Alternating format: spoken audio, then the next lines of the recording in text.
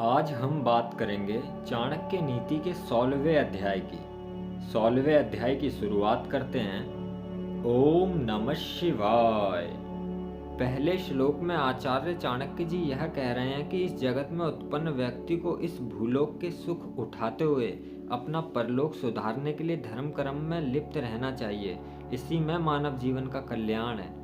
आचार्य चाणक्य जी का कहना है कि ऐसे पुत्रों को जन्म देना सर्वथा निरर्थक है जिन्होंने इस संसार में जन्म लेने के बाद भी अपने उद्धार के लिए श्री नारायण देव के चरणों की आराधना नहीं की, स्वर्गलोक के पट खोलने में समर्थ धर्म का संग्रह भी नहीं किया और यथार्थ जीवन में तो क्या, स्वप्न में भी किसी रमणी के आलिंगन का सुख नहीं पाया। अर्थात ना तो इस लोक में सुख भोगे और ना ही परलोक के लिए कुछ किया। ऐसे लोगों का जन्म तो माँ के जवानी रूपी जंगल को काटने के लिए कुल्हाड़ी के समान ही हुआ। ऐसे पुत्रों को जन्म देकर माँ भी अपना यौवन व्यर्थ ही गवाती है। अगले श्लोक की तरफ चलते हैं। इस श्लोक में आचार्य चाणक्य जी का कहने का मतलब यह है कि किसी भी पुरुष को चरित्रहीन नारी के बतियाने और प्रेम पूर्वक देखने को उसको अपने प्रति झुकाव नहीं मानना चाहिए तथा उसकी निष्ठा पर कभी विश्वास नहीं करना चाहिए। आचार्य चाणक्य जी का कहना है कि किसी भी पुरुष को वेश्याओं के संबंध नहीं रखने चाहिए। वेश्याएं धन प्राप्ति के लिए धन देने वाले का मनोरंजन करने के लिए हंसती हैं, कामी पुरुष को अपनी तरफ आकर्षित करती हैं, बातचीत किसी के साथ करती हैं, विलास पूर्वक देखती हैं किसी और को और मन में सोचती हैं किसी और के बारे में। धन के लालच के कारण उनकी प्रेम लीला एक ऐसी ही और अनेकों से चलती रहती है। यह प्रेम प्रीति स्थायी नहीं होती। अगले श्लोक की तरफ चलते हैं। आचार्य चाणक्य जी कहते हैं कि सुंदर स्त्री पर आंखें मूंदकर विश्वास नहीं करना चाहिए, अन्यथा जीवन में दुखों का सामना करना पड़ सकता है। आचार्य चाणक्य जी का कहने का मतलब यह है कि विवेकहीन पुरुष अपनी अज्ञानता तथा अंध मोह के कारण यह समझता है कि ज़्यादा सुंदरी एकमात्र उसमें अनुरक्त है। वह अपनी मूर्खता के कारण उसके अधीन होकर मनोरंजन के लिए पाले गए कुत्ते की भांति उसके संकेतों पर नाचने के लिए एकदम विवश हो जाता है। अगले श्लोक की तरफ चलते हैं। आचार्य चाणक्य जी कहते हैं कि धनी के अहंकारी, विषयों के संकटग्रस्त, स्त्रियों का संग करने वाले के विकारग्रस्त, राजाओं का प्यार कहलाने वालों को उनसे उपेक्षित सभी व्यक्तियों को काल का ग्रास बनने में, याचक के अपमानित तथा गलत संगति से पथभ्रष्ट होने में आश्चर्य व्यक्त नहीं करना चाहिए। आचार्य चाणक्य जी का मत है कि धन प्राप्ति के होने पर सभी को अहंकार हो जाता है। ऐसा कोई व्यक्ति इस जगत में नहीं हुआ जिसे प्रचुर संपदा को पाकर भी अहंकार ना हुआ हो। विषयों में आसक्त सभी प्राणियों को पग पग पर अनेक विपत्तियां झेलनी पड़ती हैं। किसी भी व्यक्ति का जीवन संकट से रहित नहीं रहा। खूबसूरत स्त्रियां अपने हाव भाव से सभी के मन को अपने वश में कर लेती हैं। इस जगत में शायद ही ऐसा कोई हुआ हो जिसको मन खूबसूरत युवतियों ने ना जीता हो। कोई भी व्यक्ति किसी कभी राजा को प्यारा नहीं रह जाता। राजा लोग किसी व्यक्ति विशेष से नहीं, उससे सिद्ध होने वाले कार्य से प्रेम करते हैं। संसार के सभी प्राणी काल के ग्रास में हैं, काल चक्र में हैं। काल से कोई नहीं बच पाया।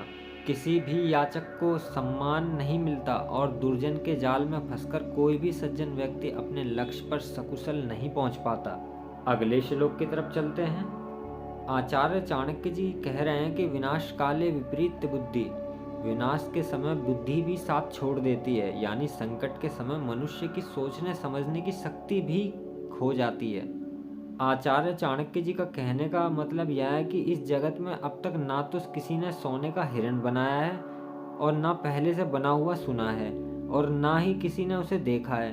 फिर भी मर्यादा पुरुषोत्तम श्री राम जी ने उन्हें उसे पाने के लिए उद्धत हो उठे और उसके पीछे भाग पड़े। इस श्लोक में आचार्य चाणक्य जी ने यह समझाने की कोशिश की है कि जब कुछ अनुचित घटने वाला होता है तो बुद्धि भी उस अनुचित को घटाने में सहायता करती है। जैसे कि श्री राम जी हिरण के पीछे भागे और पीछे से रावण जी ने सीता जी का हरण कर लिया।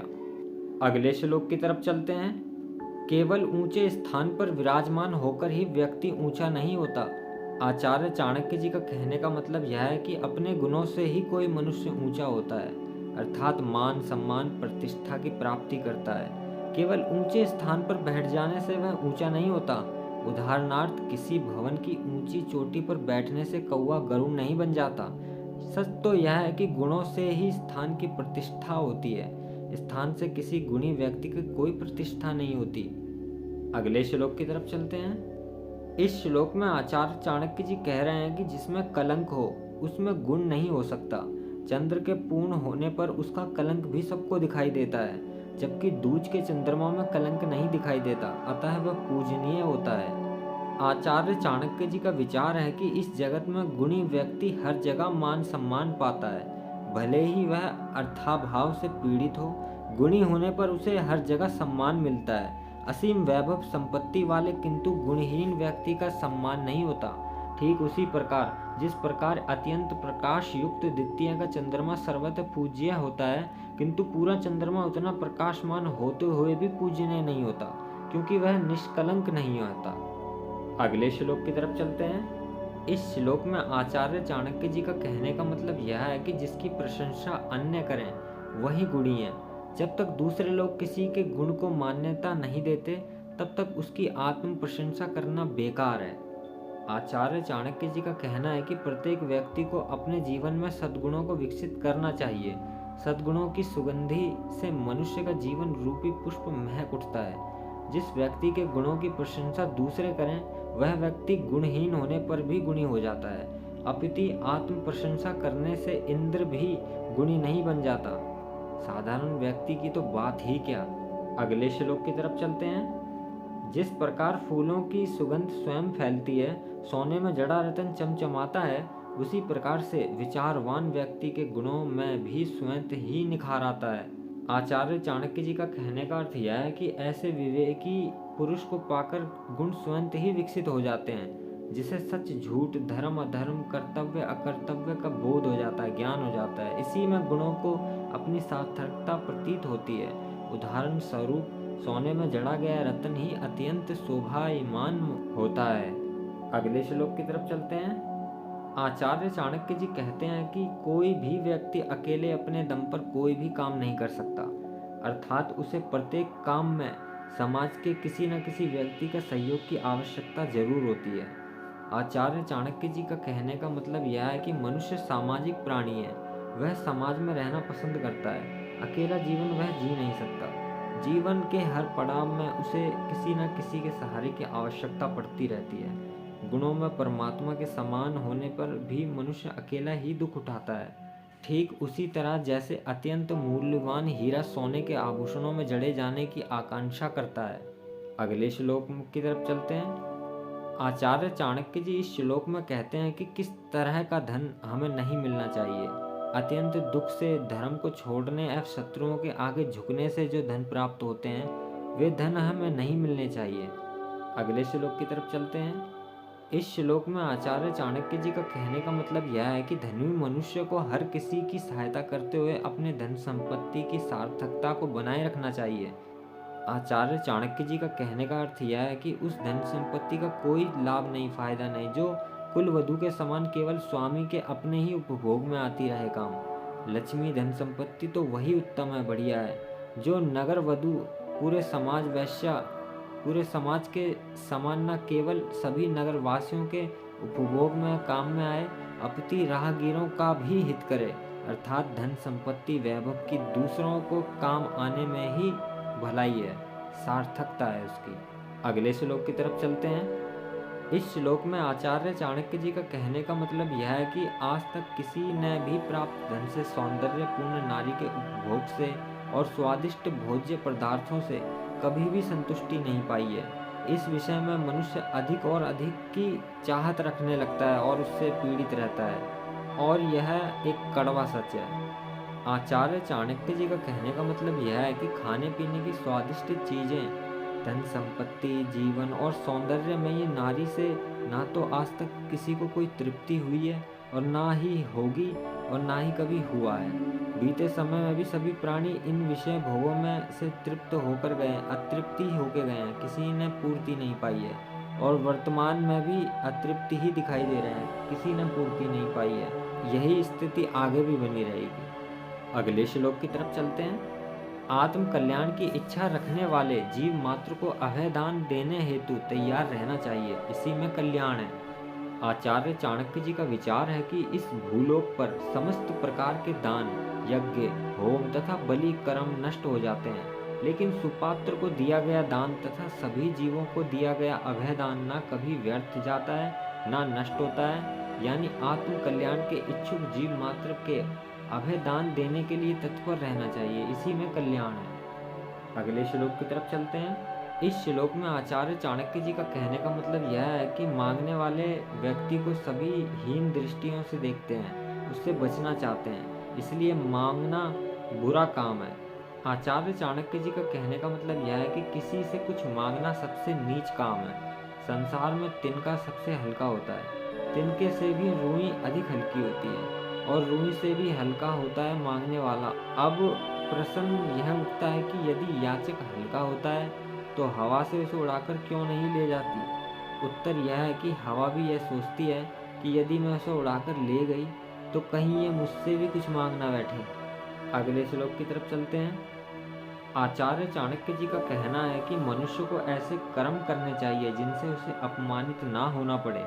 आचार्य चाणक्य जी कहते हैं कि अपमानित होकर जीने की उपेक्षा तो प्राण त्याग देना ही उत्तम है, क्योंकि प्राण त्यागने की पीड़ा तो सहन की जा सकती है, लेकिन अपमानित होकर जीवित रहने का कष्ट तो जीवन भर हर कदम पर साथ रहेगा। अगले श्लोक की तरफ चलते हैं। आचार्य चाणक्य जी का कहना है कि प्रिय और मीठे वचन से सभी प्रसन्न होते हैं, इसमें कुछ नहीं देना पड़ता, तब भी इनको देने में लोग कंजूसी पता नहीं क्यों करते हैं। आचार्य चाणक्य जी का कहने का मतलब यह है कि मीठे वचन सबको संतुष्ट करते हैं, फिर भी मीठे वचन बोलने में लोग कंजूसी क्यों करते हैं। अगले श्लोक की तरफ चलते हैं। इस श्लोक में आचार्य चाणक्य जी का कहने का मतलब यह है कि सभी को सद्पुरुषों की संगति करते हुए मीठी वाणी बोलनी चाहिए, इसी में कल्याण है। आचार्य चाणक्य जी का कहने का मतलब यह है कि इस जगत की तुलना एक कड़वे वृक्ष से की जाती है, जिस पर अमृत के समान मीठे दो फल लगते हैं, मीठे वचन और सद्पुरुषों की संगति। ये दोनों बहुत ही गुणकारी होते हैं, इन्हें प्राप्त करके मनुष्य का जीवन सफल हो जाता है, अतः हर मनुष्य का प्रयास इन्हें प्राप्त करने का होना चाहिए। अगले श्लोक की तरफ चलते हैं।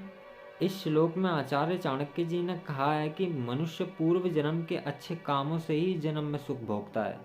आचार्य चाणक्य जी का विचार है कि जन्म जन्मांतर से प्राणी ने दान देने तथा शास्त्रों के अध्ययन करने का जो अभ्यास किया होता है, नया शरीर मिलने पर उसी अभ्यास के कारण वह सत्कर्मों के अनुष्ठान का अभ्यास करता है। अगले श्लोक की तरफ चलते हैं।